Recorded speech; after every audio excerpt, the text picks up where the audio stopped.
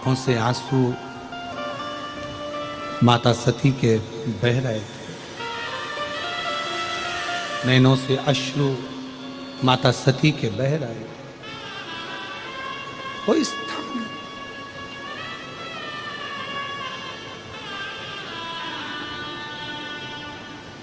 कितना सुंदर कहा है माता सती ने, जरा ध्यान से सुनना। एक एक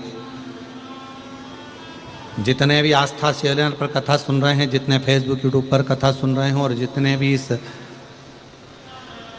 भाग्यनगर हैदराबाद में शमशाबाद की इस पवित्र धारा पर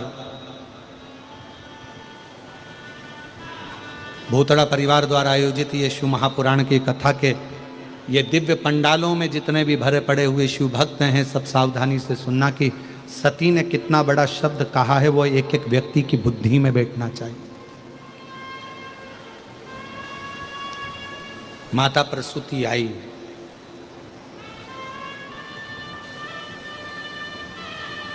सती के सिर पर हाथ रखा।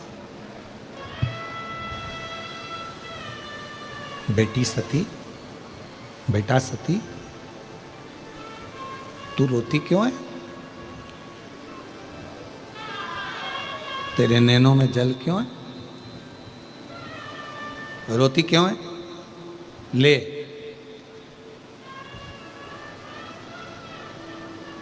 सती ये थोड़ा सा जल का आचमन कर ले। सती ने मना करा, नहीं मां, मैं नहीं करूं। रति आ गई, रोहिणी आ गई, सबने समझाया सती को, सती ले थोड़ा सा जल का आचमन कर ले, थोड़ा सा जल पी ले सती। सती ने अपने केशों को खोलकर माता सती कहती है, सुनो मां प्रसूति, मैं सती देवाधिदेव महादेव की अर्धांगिनी मां आज एक शब्द कहती हूं, जिस स्थान पर शंकर के लिए कोई स्थान नहीं हो, जिसके घर में भगवान शंकर का शिवलिंग नहीं हो, जिस घर के अंदर, जिस भवन के अंदर शंकर का कोई स्थान ना हो, शंकर का शिवलिंग ना हो, सती कहती है उस घर का जल पीने वाला कभी मोक्ष प्राप्त नहीं कर सकता, उसे कभी मोक्ष नहीं मिल सकता। जिस घर में शंकर भगवान का शिवलिंग होता है, जिस घर में शिव का स्थान होता है, जिस घर में शंकर का एक प्रतिबिंब स्वरूप होता है, उस व्यक्ति को किसी तीर्थ में जाने की जरूरत नहीं पड़ती। सारे तीर्थ उस व्यक्ति के घर में आकर विराजमान हो जाते हैं, सारे तीर्थ आते हैं। और मेरे पिता दक्ष प्रजापति शंकर जी का अपमान कर दिया, मेरे पिता दक्ष प्रजापति शिव का अपमान कर दिया, मेरे पिता दक्ष प्रजापति ने शंकर भगवान का अपमान करा है, शिव का स्थान नहीं रखा, शंकर के बैठने का स्थान नहीं रखा, इसलिए दक्ष प्रजापति के घर का जल मेरे लिए श्रेष्ठ नहीं है। मैं यहाँ जल, तुम मां प्रसूति कर रही है, ये तो तेरे पिता का घर है, पिता का घर है पर शिव का घर नहीं है। ये पिता का घर है पर शिव का घर नहीं है। और मेरी जीजियों, मेरे जीजाओं, मेरी बेटियों, बेटाओं, मेरी माताओं, मेरे भाई बुजुर्ग बंधुओं, स्मरण रखना, प्रत्येक घर में भगवान शंकर का एक छोटे से छोटा शिवलिंग जरूर होना चाहिए, जरूर होना चाहिए।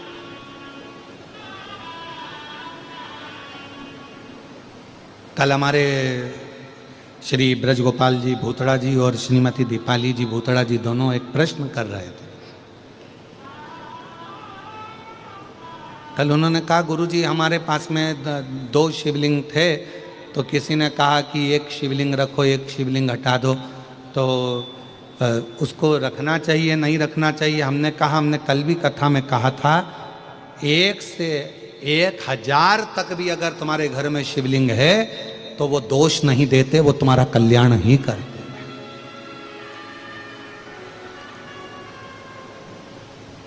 किसी अन्य देवता की मूर्ति अगर तुम्हारे घर में है तो किसी देवता की अगर मूर्ति तुम्हारे घर के अंदर है तो वो 1-2 हो सकती है, 2 से ज़्यादा नहीं हो सकती है। पर भगवान शंकर का यदि शिवलिंग तुम्हारे घर में है, 1 है, 2 है, 3 है, 4 है, 50 हैं, 100 हैं, 200 हैं, 500 हैं, 1000 हैं, 10,000 हैं, कितने भी हैं, तुम्हारे घर का वो शिवलिंग कभी तुमको दुख नहीं देगा, कभी कष्ट नहीं देगा, कभी तकलीफ नहीं देगा।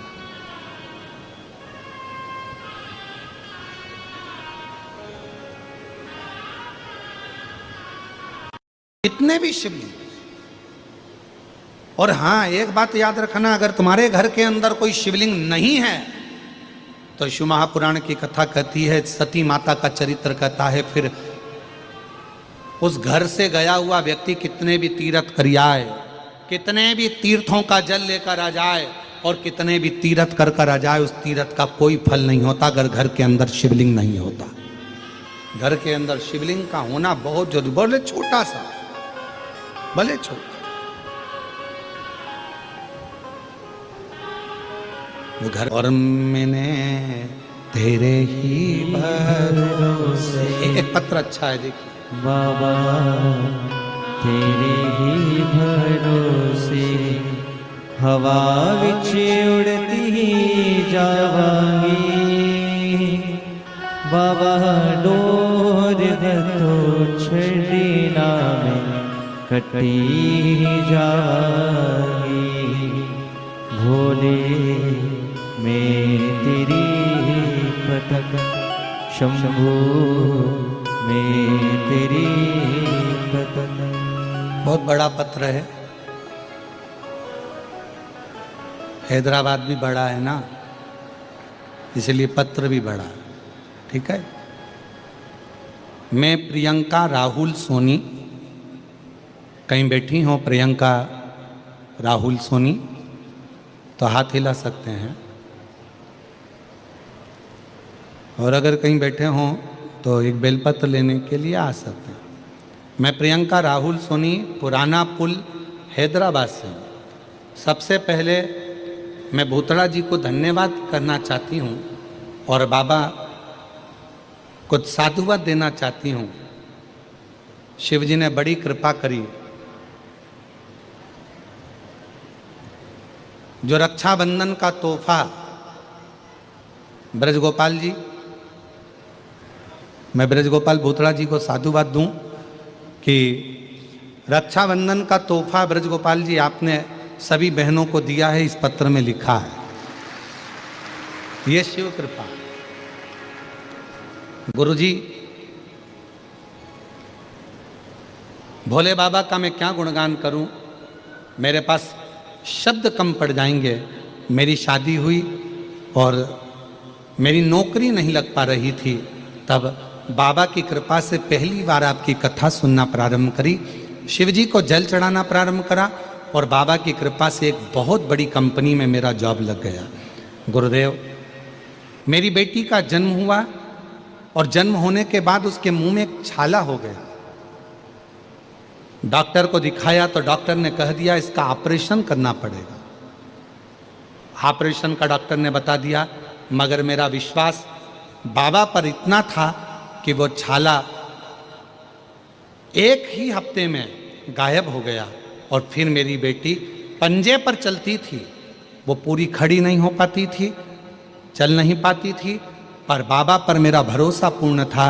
डॉक्टर ने कहा था ये ऐसी ही चलेगी, पर बाबा की कृपा से, शिवजी के चढ़े हुए जल से आज मेरी बेटी पूरी चलने लगी और बाबा की कृपा से उसका पूरा पांव रखा। मैं शिव को प्रणाम करने के लिए, और तेरी कृपा का क्या है भरोसा, कब किस पर हो जाए जरा सी। एक लाइन अच्छी लिखी है, अरे लुटा दिया भंडार काशी वाले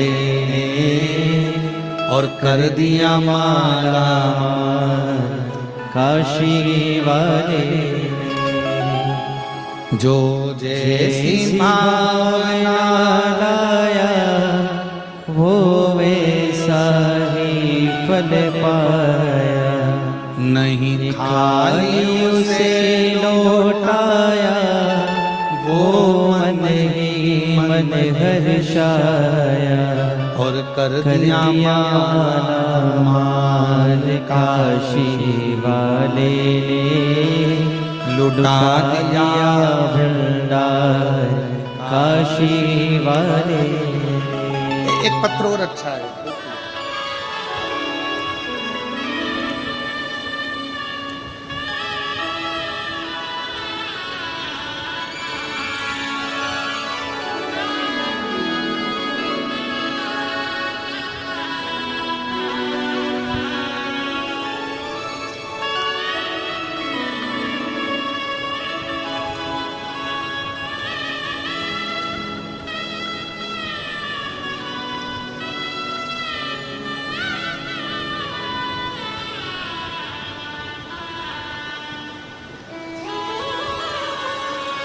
मैं कविता यादव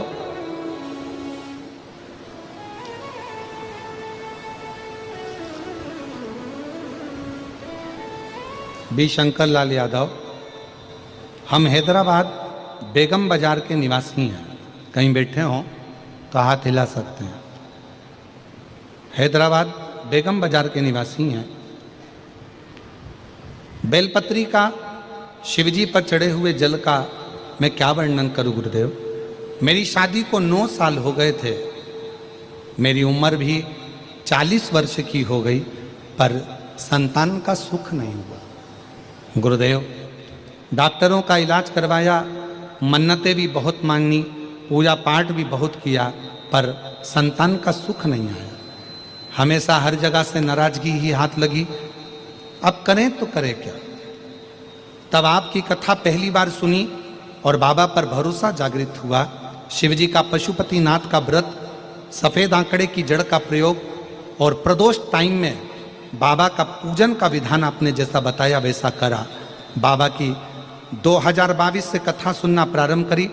अवस्था बहुत हो गई थी, 40 साल की मेरी उम्र हो गई, पर संतान का योग नहीं बन रहा था। तब बाबा की कृपा से पहली बार पशुपति व्रत किया और सफेद आंकड़े की जड़ का प्रयोग किया।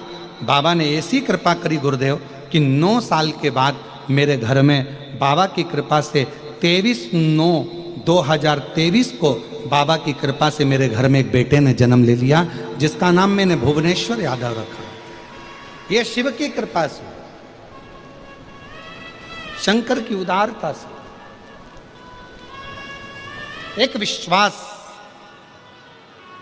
कहीं पर भी रहो, सीमा हो सकती है देश की हो, सीमा हो सकती हो प्रदेश की हो, सीमा हो सकती हो पुलिस की हो, सीमा हो सकती हो एक विधायक की, एक सांसद की भी एक सीमा होती है, एक अध्यक्ष की भी सीमा होती है, पर मेरे शंकर भगवान की कोई सीमा नहीं। जिसने दिल से पुकारा, जिसने दिल से नाम लिया, मेरा शंभू वहीं आकर खड़ा हो गया। वही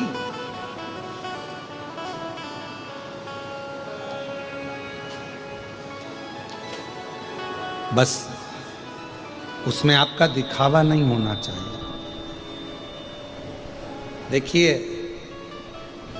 सती माता से कह रही हैं माता प्रसूति की, ये थोड़ा सा जल का आचमन कर लो, और माता प्रसूति के शब्द सुनकर माता सती कह रही है भले मेरे पिता का घर पर जल नहीं पीऊंगी, क्योंकि यहाँ शिव का स्थान नहीं है, शिव नहीं है, वहां कोई तीर्थ नहीं है।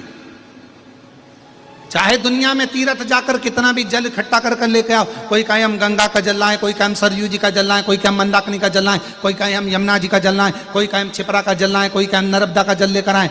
सारी दुनिया का जल एकत्रित कर लो, सारी दुनिया का सारे देवताओं को एकत्रित कर लो, पर यदि शंकर का कोई स्थान नहीं, शिवलिंग नहीं, तो उस घर के जल का भी कोई महत्व नहीं।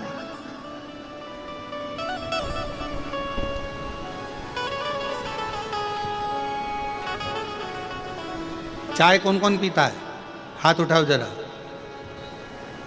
जम के तो उठाओ जरा, हाथ तो उठाओ। चलो ठीक है।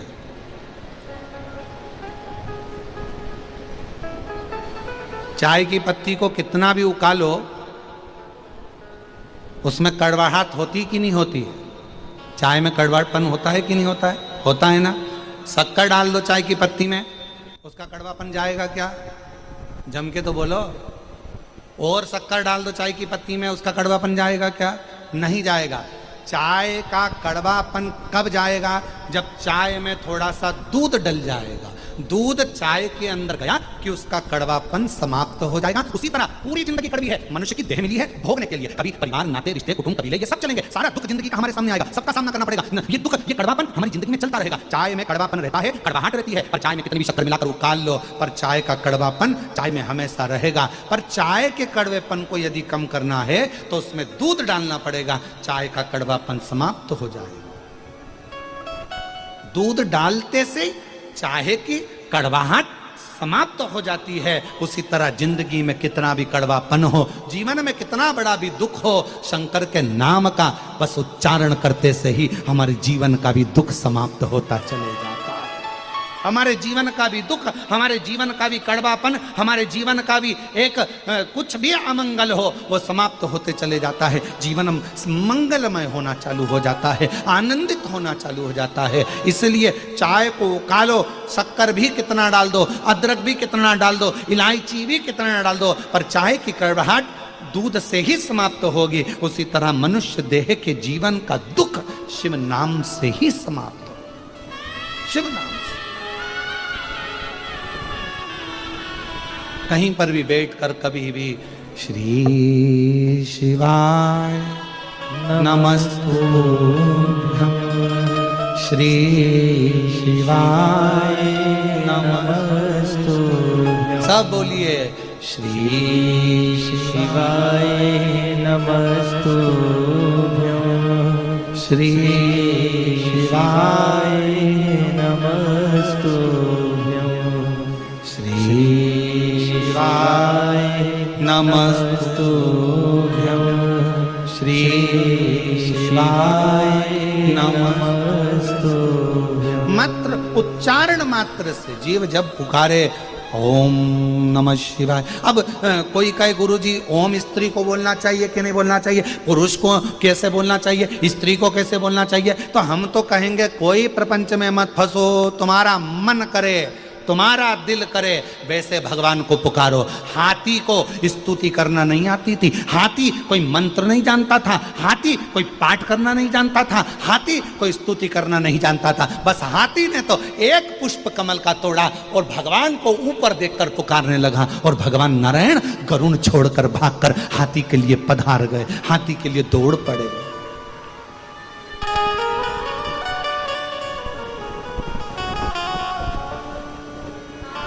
किसको आए? उगना महादेव की कथा कहती है, विद्यापति बुजुर्ग हो गए थे, कवि थे, शिव को कवि कविता का पाठ करते थे, बुजुर्ग हो गए थे, बूढ़े हो गए।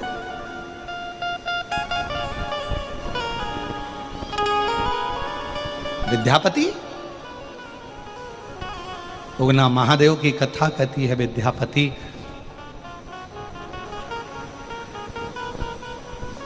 एक दिन मन में सोच रहे थे अब शरीर से बनता नहीं है।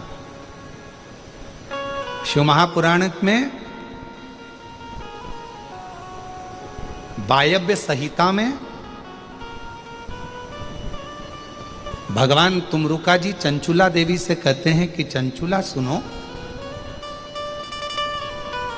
ब्रह्मा ब्रह्मलोक में रहते हैं, भगवान विष्णु बैकुंठ लोक में रहते हैं, भगवान शंकर मृत्यु लोक के देवता हैं, पृथ्वी के देवता हैं। जब संसार का मनुष्य पृथ्वी के देवता को भगवान देवाधिदेव महादेव के शिवलिंग पर एक लोटा जल चढ़ाता है, और जब मनुष्य की गति, मनुष्य का शरीर जब बेकार होता है, पांव से चलते नहीं बनता, हाथ से काम नहीं बनता, नेत्रों से देखते नहीं बनता, कानों से सुनाई नहीं देता, इंद्रियां साथ छोड़ देती है, तब तुमरुका जी चंचुला देवी से कहते हैं कि मृत्यु लोक के देव अधिदेव महादेव को जिसने एक लोटा जल चढ़ाया होता है, वो एक लोटा जल उसके बुढ़ापे में शंकर भगवान उसका हाथ पकड़कर उसका साथ देने के लिए उसके साथ साथ चलते हैं, साथ। इसलिए सारी समस्या का हल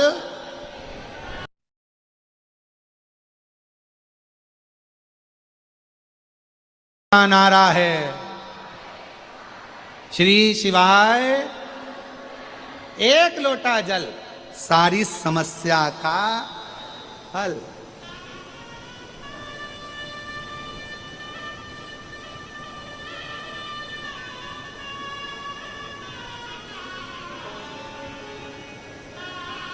शिव जी को एक लोटा जल चढ़ाओ, शंकर जी का ये चढ़ा हुआ जल एक ना एक दिन काम आएगा।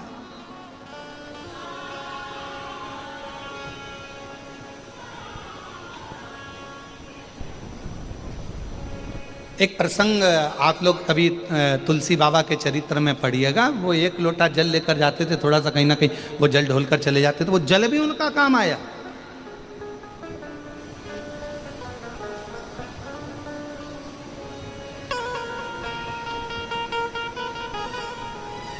चलो एक बात और, एक प्रैक्टिकल करके देखो, कहीं सीवर वाला महाराज जी कहीं गड़बड़ तो नहीं बोल रहा है, तो प्रैक्टिकल जरूर करना।